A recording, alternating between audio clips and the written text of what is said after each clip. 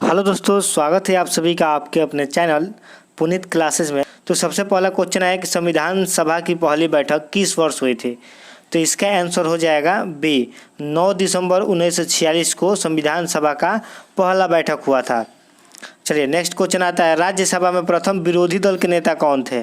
तो आपको राज्यसभा में प्रथम विरोधी दल के नेता कौन थे, तो इसका आंसर हो जाएगा कमलापति त्रिपाठी। चलिए नेक्स्ट क्वेश्चन आता है, अमर्त्य सेन को भारत रत्न से किस वर्ष सम्मानित किया गया है। तो इसका आंसर हो जाएगा 1999, यानी डी इसका आंसर सही होगा। चलिए नेक्स्ट क्वेश्चन आता है, जादू टोना का उल्लेख किस वेद में मिलता है। आपको पता ही होगा कि जादू टोना का उल्लेख किस वेद में मिलता है, तो अथर्ववेद में मिलता है जादू टोना का उल्लेख। तो इसका भी ऑप्शन नंबर डी करेक्ट है। चलिए नेक्स्ट क्वेश्चन आता है, भारत के राष्ट्रपति के लिए निर्वाचन के लिए न्यूनतम आयु सीमा कितनी निर्धारित की गई है। मतलब कि जो राष्ट्रपति है भारत का, वो कितना उम्र रहेगा, मतलब कि सबसे कम उम्र बताना है, वहाँ से वो राष्ट्रपति पद के लिए योग्यता रखता है। तो इसका आंसर हो जाएगा 35 वर्ष। अगर कोई भी व्यक्ति 35 वर्ष का है तो वो राष्ट्रपति के निर्वाचन के लिए उसकी सीमा है। चलिए नेक्स्ट क्वेश्चन आता है, कैंसर के अध्ययन को क्या कहा जाता है। तो कैंसर के अध्ययन को ऑन्कोलॉजी कहा जाता है। आप इस बात को याद रखिएगा, इसका ए आंसर करेक्ट होगा। चलिए नेक्स्ट आता है, कुनाइन किस पेड़ से प्राप्त होता है। मतलब कि कुनाइन लकड़ी होती है, तो बताना है कि किस पेड़ से प्राप्त होती है। आपके सामने 4 विकल्प है, तो इसका आंसर हो जाएगा सिनकोना के पेड़ से कुनाइन प्राप्त होता है। तो आंसर नंबर सी करेक्ट है। चलिए नेक्स्ट क्वेश्चन आता है, कुनाइन किस पेड़ से प्राप्त होता है। तो ये हो गया सिनकोना। नेक्स्ट आता है, अंतरिक्ष यात्रियों को बाह्य आकाश किस रंग का दिखाई देता है। यानी कि अंतरिक्ष जो यात्री होती है अंतरिक्ष में जाते हैं, उनको बाहर का आकाश किस रंग का दिखाई देता है। तो ये लगभग सबको पता होना चाहिए कि अंतरिक्ष में जाने पर आकाश काला दिखाई देता है। चलिए नेक्स्ट आता है, बंदीवास का युद्ध कब हुआ था। तो बंदीवास का युद्ध 1760 में हुआ था, इस बात को याद रखिएगा। तो इसका आंसर सी हो जाएगा, 1760 में बंदीवास का युद्ध हुआ था। नेक्स्ट आता है, समाचार पत्रों का मुक्तिदाता किसे कहा जाता है। समाचार पत्रों का मुक्तिदाता किसे कहा जाता है। तो इसका हो जाएगा चार्ल्स मेटकाफ।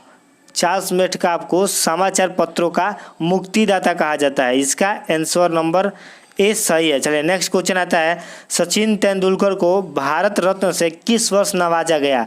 तो सचिन तेंदुलकर जी को भारत रत्न से 2014 में इनको नवाजा गया था, इनको पुरस्कृत किया गया था। तो इसका राइट आंसर सी होगा। चलिए नेक्स्ट क्वेश्चन आता है, पृथ्वी दिवस कब मनाया जाता है। ये लगभग सभी लोगों को पता होगा कि पृथ्वी दिवस कब मनाया जाता है। तो पृथ्वी दिवस 22 अप्रैल को मनाया जाता है। तो इसका ए सही हो जाएगा। नेक्स्ट आता है, चलाया समिति का संबंध किससे है। आपके सामने 4 विकल्प है, आपको बताना है कि चलाया समिति था उसका संबंध किससे है। तो इसका हो जाएगा कर बंटवारा से चलाया संबंधित है। कर बंटवारा से चलाया समिति का संबंध है। तो इसका ए ऑप्शन सही है। चलिए नेक्स्ट क्वेश्चन आता है, राष्ट्रीय राजमार्ग किन शहरों को जोड़ता है। तो राष्ट्रीय राजमार्ग 7 जो है वो किन 2 शहरों को जोड़ता है। तो इनका आंसर हो जाएगा बी, वाराणसी से कन्याकुमारी शहर को जोड़ता है। चलिए नेक्स्ट क्वेश्चन आता है, शुष्क बर्फ किसे कहा जाता है। यानी कि जो शुष्क बर्फ होता है वो कैसा होता है, उसमें क्या चीज़ होता है। तो शुष्क बर्फ ठोस कार्बन डाइऑक्साइड को कहा जाता है। ये रेलवे के लिए मोस्ट इंपॉर्टेंट क्वेश्चन है।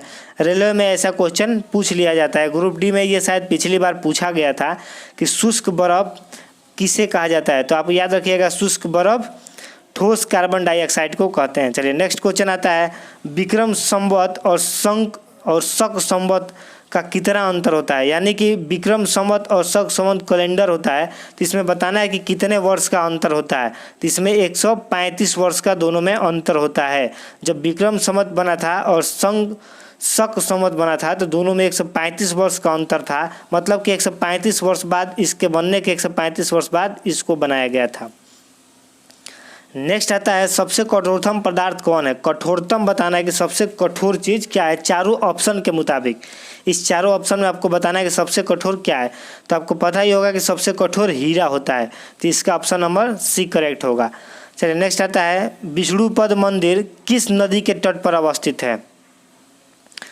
तो हो गया विष्णुपद मंदिर किस तट पे अवस्थित मतलब स्थित है। तो इसका आंसर नंबर ए सही होगा, फल्गु नदी के तट पर स्थित है, तो ए राइट आंसर होगा। चलिए नेक्स्ट क्वेश्चन आता है ब्लड ग्रुप की खोज किसने की थी। जैसे हम लोग बोलते हैं ब्लड ग्रुप ए है हमारा, बी है, ऐसा जो बोलते हैं, तो इसका आविष्कार यानी खोज किसने किया था, आविष्कार नहीं खोज। तो इसका हो जाएगा कार्ल लैंडस्टीनर। कार्ल लैंडस्टीनर ने, कहीं कहीं एग्जाम में बस आपको लैंडस्टीनर मिलता है देखने को, तो लैंडस्टीनर आप टिक करके आंसर सही कर पाएंगे, तो इसका ए नंबर सही हो जाएगा। चलिए नेक्स्ट आता है रोजगार समाचार प्रकाशन किस मंत्रालय द्वारा होता है। जो रोजगार समाचार होता है वो प्रकाशित किया जाता है, तो किस मंत्रालय द्वारा रोजगार समाचार को प्रकाशित किया जाता है। तो आपको पता होना चाहिए कि सूचना प्रसारण विभाग द्वारा इसका प्रकाशन होता है। चलिए नेक्स्ट क्वेश्चन आता है सवाक किस देश की गुप्तचर संस्था है, मतलब कि सवाक है वो किस देश का गुप्तचर संस्थान है। तो इसका आंसर हो जाएगा सी, ईरान का गुप्तचर संस्थान है सवाक, तो सी आंसर सही होगा। चलिए नेक्स्ट क्वेश्चन आता है स्टोरेज बैटरी की किस अम्ल का प्रयोग किया जाता है, मतलब कि स्टोरेज जो बैटरी होती है उसमें कौन सा अम्ल डाला जाता है, कौन सा अम्ल का प्रयोग किया जाता है। तो आपको पता होना चाहिए कि बैटरी में सल्फ्यूरिक अम्ल का प्रयोग किया जाता है, तो इसका आंसर नंबर ए करेक्ट होगा। नेक्स्ट आता है सत्यजीत रे को किस वर्ष भारत रत्न से सम्मानित किया गया। सत्यजीत रे को किस वर्ष भारत रत्न से सम्मानित किया गया। तो इसका आंसर हो जाएगा 1997 ईस्वी में सत्यजीत रे को भारत रत्न से सम्मानित किया गया था, डी आंसर करेक्ट होगा। दिया सलाई में कौन सा फास्फोरस का प्रयोग होता है। दिया सलाई यानी जो माचिस हम लोग यूज करते हैं उसमें बताना है कि कौन सा फास्फोरस का प्रयोग होता है। तो देखिए फास्फोरस 4-5 प्रकार के होते हैं, जैसे कि आपके सामने दिखाई दे रहा होगा श्वेत फास्फोरस, लाल फास्फोरस, पीला फास्फोरस, काला फास्फोरस। तो आप माचिस यूज करते होंगे तो आपको पता होगा कौन सा फास्फोरस होता है। तो उसमें लाल कलर का फास्फोरस रहता है, आप कहेंगे कि काला रहता है, तो काला रंग रहता है लेकिन लाल फास्फोरस का उसमें यूज किया जाता है। चलिए नेक्स्ट क्वेश्चन आता है मानव मस्तिष्क का वजन कितना होता है। तो मानव मस्तिष्क का वजन आप लोग सब जानते होंगे, छोटे छोटे बच्चे का बुक में रहता है कि 1350 ग्राम का मानव मस्तिष्क का वजन होता है, तो इसका आंसर सी करेक्ट होगा। चलिए नेक्स्ट क्वेश्चन आता है पुराणों की संख्या कितनी है। तो पुराण आपको पता ही है कि पुराणों की संख्या 18 है, 18 पुराणों की संख्या है। अगर आपको नहीं पता है तो पता कर लीजिए, पुराणों की संख्या 18 है। और वेद की बात करें तो वेद 4 है, सामवेद, अथर्ववेद, ऐसे जो वेद होता है वो 4 है। चलिए नेक्स्ट आता है लाल बहादुर शास्त्री को भारत रत्न से किस वर्ष सम्मानित किया गया था। ये थोड़ा डिफिकल्ट क्वेश्चन हो सकता है लेकिन आपको इसको याद रखना है, तो इसका आंसर सी करेक्ट है। 1966 में लाल बहादुर शास्त्री को भारत रत्न से सम्मानित किया गया था, तो आंसर नंबर सी। चलिए नेक्स्ट क्वेश्चन आता है राज्यसभा का विघटन कब होता है, मतलब कि राज्यसभा कब स्थगित होती है। तो आपको पता है कि राज्यसभा का सदस्य मतलब कि हमेशा चेंज होते रहते हैं, लेकिन राज्यसभा कभी भी विघटित नहीं होता है। ये क्वेश्चन आपको घुमा फिरा कर पूछा जाता है, तो आपको गलत नहीं करना है। राज्यसभा कभी भंग नहीं होता है, उसके सदस्य हर 5 या 6 वर्ष पे चेंज होते रहते हैं, 6 वर्ष पे, तो कभी नहीं। इसका आंसर हो जाएगा डी, इसके सदस्य चेंज होते हैं, न कि राज्यसभा भंग होता है। तो राज्यसभा भंग नहीं होता है कभी भी। चलिए नेक्स्ट क्वेश्चन आता है भोपाल त्रासदी गैस, जो भोपाल में त्रासदी गैस हुआ था वो कब हुआ था, किस वर्ष हुआ था। यानी आपको डेट के साथ बताना है, कहीं कहीं एग्जाम में बस ईयर पूछ लिया जाता है, इसमें डेट के साथ आप ईयर याद रखिए। मतलब कि 3 दिसंबर 1984 को भोपाल गैस त्रासदी हुआ था, जिसमें बहुत से लोग मारे गए थे। इसमें एक गैस का लीकेज हो गया था जो कि भोपाल में हुआ था, इसीलिए भोपाल गैस त्रासदी के नाम से इसे जाना जाता है। नेक्स्ट क्वेश्चन आता है जो कि 30 नंबर है मैग्नेटाइट किस धातु का अयस्क है। तो इसका आंसर हो जाएगा बी, लोहा का अयस्क है मैग्नेटाइट। चलिए नेक्स्ट क्वेश्चन आता है आलू किसका एक प्रकार, आलू एक तने का प्रकार है। चलिए नेक्स्ट आता है विद्युत धारा के चुंबकीय प्रवाह को किसने खोजा था, मतलब कि जो विद्युत धारा है उसके चुंबकीय प्रभाव को किसने खोजा था। तो ये खोजे थे आस्ट्रेड ने खोजे थे विद्युत धारा के चुंबकीय प्रभाव को। तो इसका आंसर बी करेक्ट होगा। चलिए नेक्स्ट आता है, खान अब्दुल गफर खान को किस वर्ष भारत रत्न दिया गया था? तो इसका ऑप्शन सी हो जाएगा, 1887 में खान अब्दुल गफर खान को भारत रत्न से नवाजा गया था। चलिए नेक्स्ट क्वेश्चन आता है, राष्ट्रीय कृषि बीमा योजना किस वर्ष लागू की गई थी? तो राष्ट्रीय कृषि बीमा योजना किस वर्ष लागू की गई थी? तो इसका आंसर हो जाएगा सी, 1999 में कृषि बीमा योजना लागू किया गया था। चलिए नेक्स्ट क्वेश्चन आता है, केंद्रीय गन्ना अनुसंधान संस्थान बताना है आपको कि कहाँ पर है। केंद्रीय की बात हो रही है, तो केंद्रीय गन्ना अनुसंधान संस्थान आपका कोयम्बटूर में स्थित है। तो इसका आंसर सी हो जाएगा। चलिए नेक्स्ट क्वेश्चन आता है, मदर टेरेसा को भारत रत्न से किस वर्ष नवाजा गया था, यानी किस वर्ष दिया गया था मदर टेरेसा को भारत रत्न? तो मदर टेरेसा को भारत रत्न 1980 में दिया गया था। तो इसका ऑप्शन डी करेक्ट होगा।